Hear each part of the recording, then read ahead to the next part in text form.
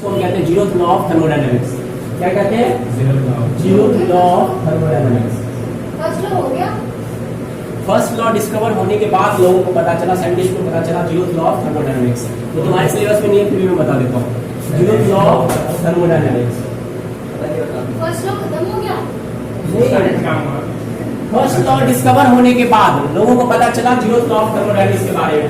तो first law को discover हो चुका था, तो अब नाम क्या दे उसको, क्योंकि सेकेंड लॉ भी आने वाला था, थर्ड लॉ भी आने वाला था। 3 लॉ डिस्कवर हो चुका था, first law, second law, third law. तो उसने क्या कर दिया, जीरोथ लॉ नाम कर दिया। साइंटिस्ट को ऐसा लगा कि ये सबसे बेसिक लॉ है, ये सबसे बेसिक लॉ है। वो क्या है? Zeroth law of thermodynamics. देखो कितनी अच्छी बात है, क्या है, ठीक है। मान लो हमारे पास ओके कोई बॉडी ए है, क्या है? ए है। ये बॉडी क्या है? बी है। और ये बॉडी क्या है? बी है कि सी है? क्या लिखा हुआ है?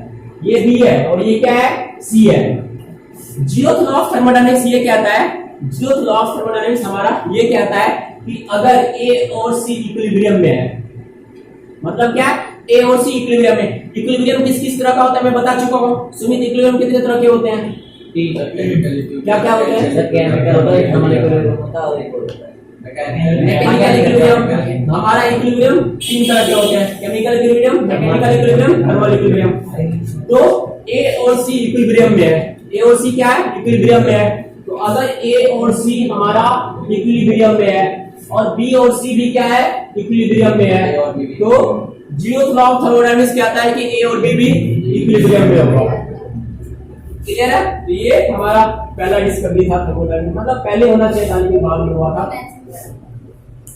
क्लियर है? जैसे शादी होने से पहले हमें पता ही होता है शादी क्या चीज है, शादी होने के बाद पता चलता शादी बुरी चीज है। That is zeroth law of thermodynamics. Clear है? तो वो पहले पता हमने 3 दिवस हो चुके हैं। ओके आगे बढ़ते हैं। क्लियर है? ये सोच रहा होगा सत्यम सर 3 दिवस तक यहाँ पे खड़ा कैसे हो।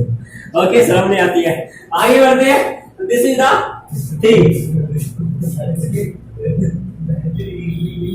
ओके मुझे ऐसा लगा जब मैंने शादी करा तो 1-2 महीने के बाद लगा कि मैं किसी का जिंदगी खराब कर रहा हूँ। मुझे लगा कि अगर मैं इसको डिवोर्स दे दूं तो ज्यादा सक्सेसफुल हो सकता है, इसलिए मैं डिवोर्स दे दिया। क्लियर है ना? तो दिस इज द थिंग। मैं किसी की जिंदगी खराब नहीं करता हूँ। आगे बढ़ते हैं।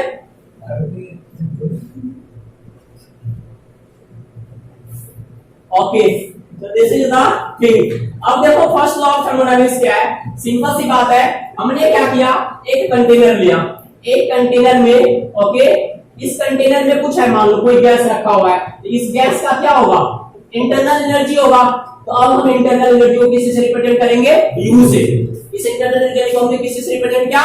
यू से। तो इस कंटेनर का जो गैस है उसका इंटरनल एनर्जी है यू। अब हम क्या करते हैं, इस कंटेनर पे कुछ हीट प्रोवाइड करते हैं।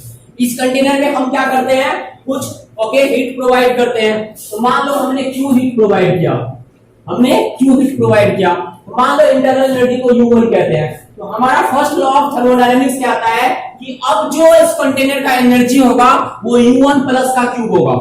अब जो इस कंटेनर का एनर्जी होगा वो कितना होगा? बोलो U1 प्लस का क्यूब। U1 प्लस का क्यूब प्लस का क्यूब। हीट क्या हो जाएगा? इंटरनल एनर्जी में ऐड हो जाएगा। हीट कर दिया हमने। अब हमने क्या किया, इस पे थोड़ा बहुत हथौड़ा मारा है, जो भी किया वर्क किया। इस पे हमने क्या किया, फिर से वर्क किया। तो फर्स्ट लॉ ऑफ थर्मोडायनेमिक्स हमें कहता है कि अब जो इस सिस्टम का टोटल एनर्जी होगा वो क्या होगा? U1 plus Q plus W।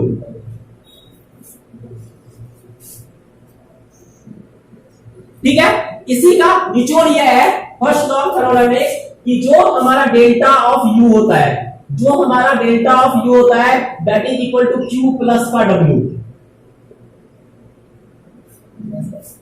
जो हमारा डेल्टा U होता है दैट इज Q प्लस का W। तो जो हमारा internal energy of a system होगा that will be equal to, या चेंज इन इंटरनल एनर्जी यहां पर वर्ड यूज करते हैं, क्योंकि जब मैं पहला क्लास ले रहा था उसी टाइम मैंने क्या बोला था कि एब्सोल्यूट एनर्जी किसी भी सिस्टम का हम मेजर नहीं कर सकते हैं। हम ये बता सकते हैं कि तुम आने के बाद तुम्हें कितना नॉलेज हुआ है, बट एग्जैक्टली हम ये नहीं बता सकते हैं कि तुम्हारा पहले से कितना नॉलेज था। तो ये किसी सिस्टम में हम बता सकते हैं कि यह प्रोसेस होने के बाद कितने का एनर्जी चेंज हुआ है। हम कह सकते हैं कि इस सिस्टम और इस सिस्टम में एनर्जी चेंज कितने का है, Q का है। इस सिस्टम और इस सिस्टम में एनर्जी चेंज कितने का है, W का है। इस सिस्टम और इस सिस्टम में एनर्जी चेंज कितने का है, Q प्लस का W। वही तो ये है, ये तो फर्स्ट लॉ ऑफ थर्मोडायनेमिक्स है कि जो हमारा सिस्टम में हीट के एनर्जी चेंज हुआ है, मतलब इसको और समझो दूसरी भाषा में, देसी भाषा में, कि अगर अपन को किसी सिस्टम का एनर्जी चेंज करना है, या तो इसको हमें हीट करना पड़ेगा या इसको वर्क करना पड़ेगा, दूसरा कोई रास्ता नहीं है। अगर आपको सिस्टम का एनर्जी चेंज करना है, ओके, तो आप क्या करोगे, या तो हीट करोगे या इसको वर्क करोगे। इसके आगे मैं नेक्स्ट क्लास में बताऊंगा।